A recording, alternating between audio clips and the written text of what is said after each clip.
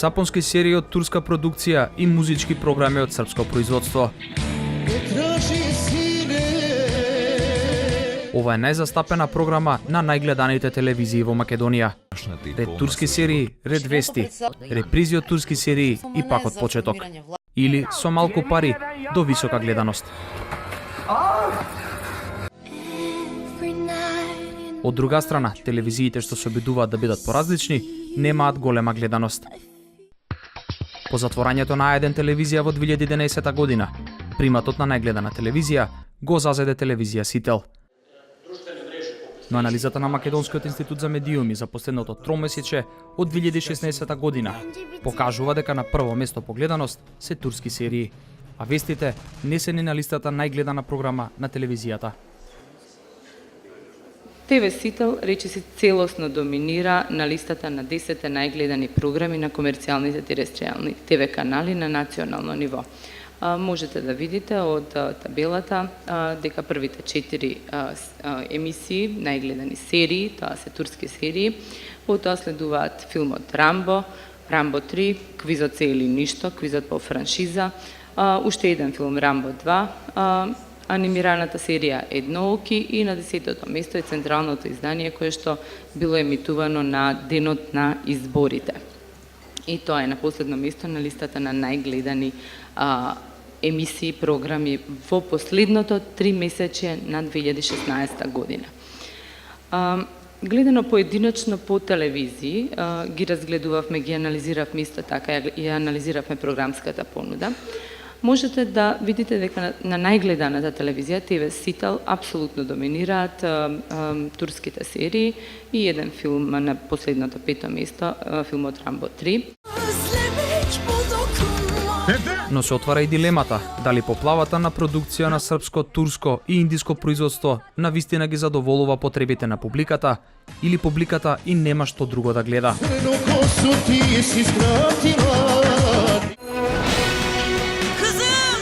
Иако мерењата покажуваат дека турските серии се најгледани, се наметнува прашањето дали телевизиите треба да се водат само од тие интереси или треба да се покаже поголема општествена одговорност и да се обезбеди поквалитетна програма. Ние не сакаме да пуштаме турски серии и ние не сакаме да пуштаме реалити шоуа што углавном се произведуваат у Србија и кое што потпаѓаат под треш или кич или како сакате кажете го. Сега, тоа е одреден ризик за една комерцијална телевизија. Одредениот ризик е дека вие ризикувате да имате многу мала гледаност, како што кажа Весна. Сега, како тука да направиме? Ако пиплметрите нас ни покажуваат дека единствено работат турски серии, српски пиплметри и филмови со Силвестр Сталоне, тоа не значи дека треба ние да ги малтретираме македонските граѓани и сите да гледаат нешто што било актуелно пред 30-40 години или нешто што е стварно шунт и неквалитет. Заради тоа ние направивме сосема поинаков пристап, ако сакате може да речеме и хегелијански пристап, нели, на Хегел, кога му рекле ама ова вие што го правите не кореспондира, што го пишувате не кореспондира со стварноста, тој одговорил уште полошо за стварноста.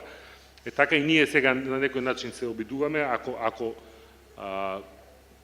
тоа продава кај македонските граѓани, не значи дека националната телевизија мора да се поведува по интересите на публиката, односно на најниските страсти на руралната публика. Во Македонија има и нешто друго и на крајот на криштата телевизијата, освен тоа што има комерцијална дејност, има и општествена одговорност. Иако економската моќ на медиумот е клучна за создавање квалитетна телевизија, се отвара дилемата како телевизиите што имаат најголема гледаност и оствариле најголеми профити во 2016 година во Македонија не може да си дозволат покреативни програми. За разлика од друга телевизија која има најнизок рейтинг и годината завршила со загуба, а сепак успева да откупува содржини од понова светска продукција.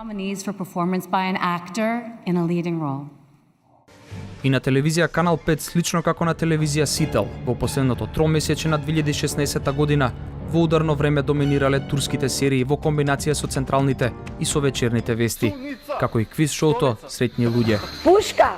Пиштол! Популарни биле изданијата на српското музичко шоу Звездите на Грант. Зашто драгоценото су плаво бои? Ние имаме во канал 555 работени луѓе, тоа е страшна бројка. Имаме расширена висока програмска шема кај што требаат многу опрема, многу програма се плаќа. И луѓето, и оние кои што се нарекуваат професионалци во оваа држава, кога прават анализа, не го земаат во предвид ставката на расходи. Сите викаат, ама вие имате големи приходи. Да, но ајде ги видиме расходите. Речи се идентична е и програмата на телевизија Алфа.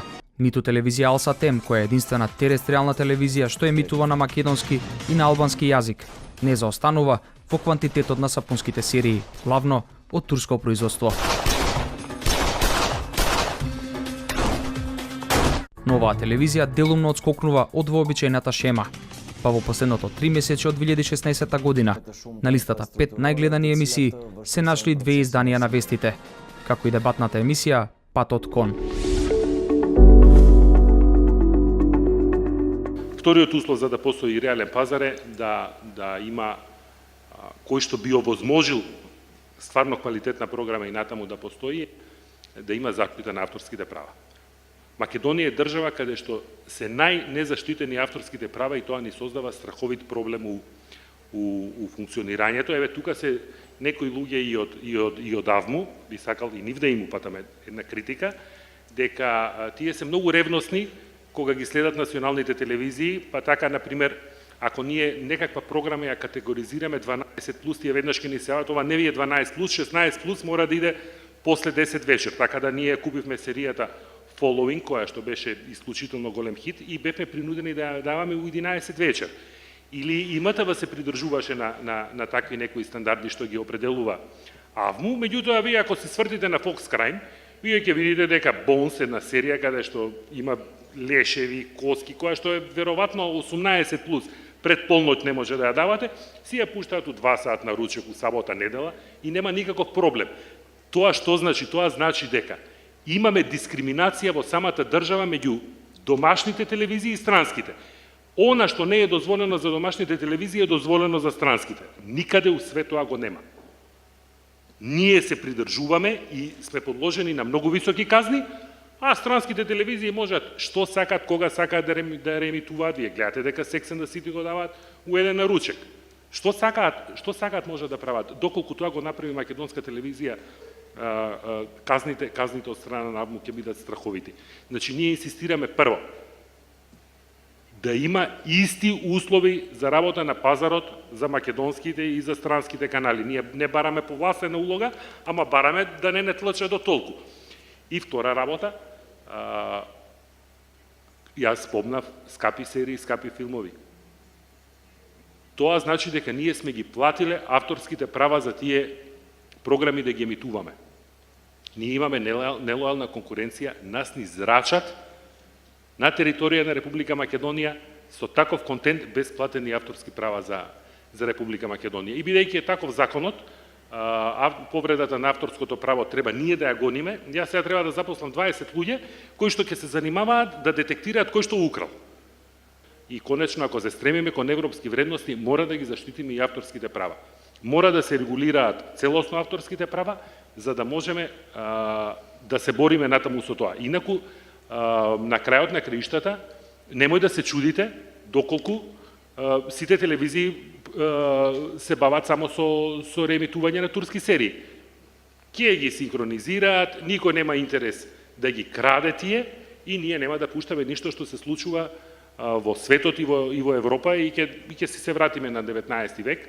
Меѓутоа, вината за тоа не е само во телевизиите. Во поглед на домашните телевизии, сте во право дека сте оштетени во однос на странските медиуми и тука има можност да се интервенира во законот. Ќе ви кажам дека странските медиуми се дефинираат како реемитување и кога се прави послаб мониторинг на нив, значи мониторинг се прави само во однос на дали ги имаат авторските права за одредената емисија која што реемитуваат. Не се прави мониторинг на самата содржина. Во тој поглед вие сте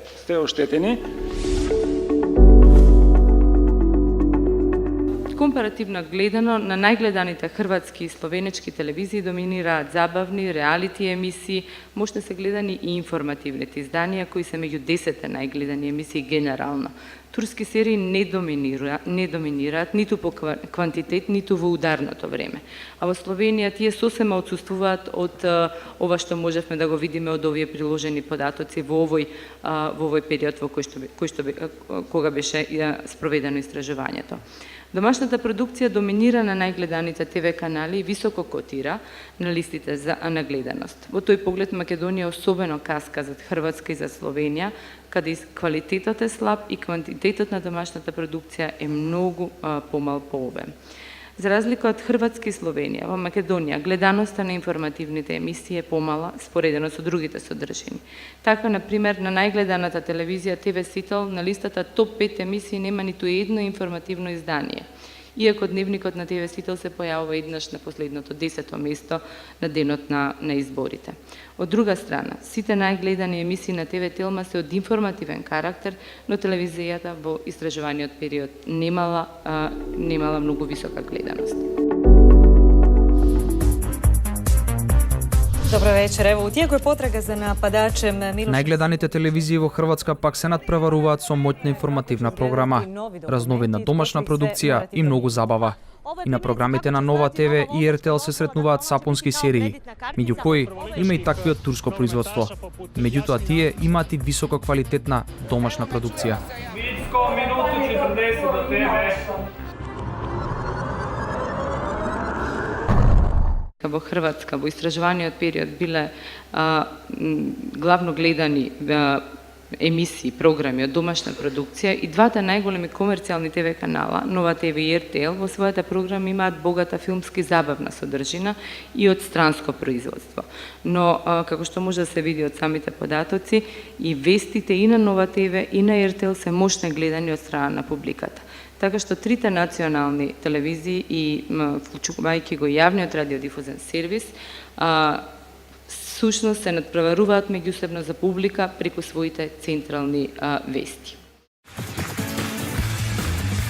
Во последното тромесечие од 2016 година забавната емисија Твоето лице звучи познато и дневникот на Нова ТВ се на листата најгледани, додека пак РТЛ е посветена на развивањето механизми за комуникација со гледачите. Таа е единствена телевизија во Хрватска што го интегрира концептот на граѓанското новинарство и објавува содржини што ги создаваат гледачите. Телевизиите натаму се главен извор на информирање за постарата публика, но младата генерација се повеќе се информира од интернет. Медijskih kompanija doduše pokazuju da one još uvijek veoma solidno posluju i vjerojatno će još uvijek solidno poslovati sljedećih 10-ak ili više godina, budući da recimo komercijalne televizije predstavljaju još uvijek glavni izvor informiranja za starije naraštaje. Ljudi su svoje jednostavno medijske navike oblikovali na taj način da kad dođu kući upale televiziju pa onda gledaju što je već gore na ekranu, pogledaju navečer vijesti i tako dalje. Međutim njihova djeca se sve više i više dominantno informiraju putem interneta. Ja imam kćer koja je 17-godišnjakinja, sad je završila 2. razred gimnazije. Ja se doista ne sjećam da sam ja nju ikad vidio da je uzela daljinski upravljač i upalila televiziju. To jednostavno znači da ako tim naraštajima neki oglašivač želi prodati neki proizvod, da sasvim sigurno neće platiti reklamu na televiziji, nego će pokušati preko Google AdWordsa ili preko Facebooka plasirati neku reklamu online, mislim, s obzirom da jednostavno očekivati da će se te publike, poput moje kćeri, početi gledati televiziju s vremenom naprosto samo zato što postaju stariji, to je poprilično iluzorno.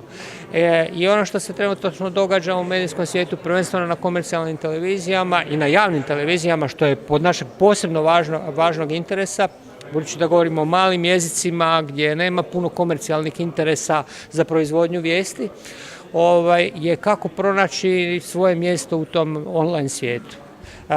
Televizijska tehnika se toliko demokratizirala i ova kamera s kojom vaš kolega snima naš razgovor danas košta sigurno barem 10, ako ne i 100 puta manje nego televizijska kamera s kakvom je njegov kolega prije 10 godina snimao slične priloge. To je dovelo do velike ekspanzije ponude televizijskih materijala na internetu koji svako može pretražiti i lako pronaći ono što ga zanima. I to je osnovni razlog zašto mlađi ljudi naprosto svoje potrebe za informiranjem, zabavom i bilo koje druge medijske potrebe zapravo zadovoljavaju primarno na internetu. I nije uopće pitanje zapravo da li koja je formula uspjeha za komercijalne televizije, nego je pitanje koja je zapravo formula za preživljavanje, koja je formula za prilagoditi se naprosto opstanku u online svijetu. Dobar večer oziroma dobar dan v Los Angeles. Во Словенија турските серии сосема отсуствуваат од листите на најгледани емисии, а најпопуларни се забавните емисии, информативните програми и домашната продукција. Емисиите од домашна продукција доминираат на најгледаните телевизиски канали. Тие највисоко котираат и на листата на 10 најгледани емисии и поединачно по телевизiji. Mi bi bili najsretniji u Sloveniji na komercijalnim televizijama ako bi Slovenci bili toliko dobri da bi gledali turške telenovele. Jer to bi nam bilo super, jer to je program koji je dosta jeftin i ako dolazi takvi rejtingi od turških telenovela, mi ne bi po tome ne bi nam bilo to loše, ali bi bilo super, jer kao biznis model bilo bi nam super. A u drugu ruku ipak mi trebamo znati da u Sloveniji ako bi raširili taj program od tih 10 najgledanijih programa, na primjer na 30 ili 40, mi bi pronašli, ja mislim da Policijska akademija od 1 do 7 sigurno bi bio među top filmovima i Home Alone od 1 do 3 isto tako, ne? Tako da to nema neke baš velike razlike, ali druga razlika koja se ipak desila u Sloveniji je ta da je sad u posljednjih vremenima stvarno lokalna produkcija ta bez koje nijedna televizija ne može više proći kod vlastitih gledalaca. Desilo se u Sloveniji nešto što je bilo praktički nezamislivo prošlih godina, a to je da je praktički nema večeri gdje na svakoj komercijalnoj televiziji ne bi bilo barem jedne emisije koje je lokalne produkcije. To je jedna stvar. A druga stvar što se desila je to da ta lokalna produkcija koja je sada to u jednu vrstu, to su ti entertainment showovi koji su ok, koji ne rade neke, koji ne igraju na tome da bi radili škandale, koji ne pričaju o seksu, o tim stvarima, nego kao dobro pjevaje, dobro plješi, a sva lokalna produkcija koja se radi, te neke drame, soap opere lokalne, to su isto sad postale neke drame koje pričaju o neke ljubavi, pa mržnji, pa biznisu koji neko radi. Tako da se u tom tipu dosta promijenila situacija u Sloveniji. Dakle, nema više Big Brothera ili nema više tih emisija kao što se u Srbiji zovu parovi, ili tako? Nego je sad vrijeme očito za neke malo mekše formate koji su izuzetno popularni. U vrijeme kada u onim mjesecima kad su na programu lokalno producirane drame ili ti entertainment showovi, to su najgledanije emisije, tada nema nijedne informativne emisije koja bi im mogla doći blizu. Познавачите на медиумската индустрија укажуваат дека заздравувањето на медиумскиот пазар по економската криза во 2008 година влијаеше врз подигањето на квалитетот на медиумските содржини што се емитуваат на телевизиските канали во Словенија.